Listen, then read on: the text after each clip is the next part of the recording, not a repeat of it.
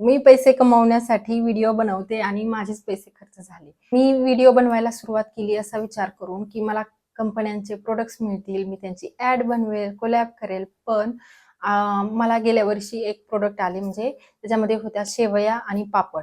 तर जेव्हा मी पापड काढले तर ते अर्ध्यापेक्षा जास्त तुटलेले होते आणि शेवया तर मी 1 वाटी शेवया आधी भाजून घेतल्या आणि नंतर थोडं-थोडं दूध टाकत जवळ-जवळ अर्धा लिटर दुधामध्ये मी त्या शिजवून घेतल्या, पण शिजायलाच तयार नाही.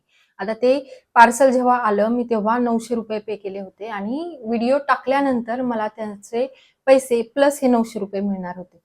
पण मला ते प्रॉडक्ट आवडले नाहीत म्हणून मी त्या ब्रँडला मेसेज केला, की मला हे आवडलं नाही. तुमच्या शेवया शिजल्या नाही आणि पापड तर खूप तुटलेले आहेत. मी कसा व्हिडिओ बनवणार? तर ते मला म्हणाले, की आम्ही हजारो माणसांबरोबर कोलॅब केले. तुमच्याच बरोबर असं कसं झालं? आणि मी व्हिडिओ टाकला नाही. मला कोलॅबोरेशनचे पैसे मिळाले नाहीत आणि ते जे प्रॉडक्ट्स माझ्याकडे आले होते, ते मला अक्षरशः फेकून द्यायला लागले. उलटं मी पैसे कमवण्यासाठी व्हिडिओ बनवते आणि माझेच पैसे खर्च झाले. त्यामुळे मला जर प्रॉडक्ट चांगले वाटले, तर आणि तरच मी त्याचा रिव्ह्यू करते. कारण मला एका व्हिडिओवर कमेंट आली, की पेड रिव्ह्यू आहे म्हणून तुम्ही चांगलं बोलत आहात.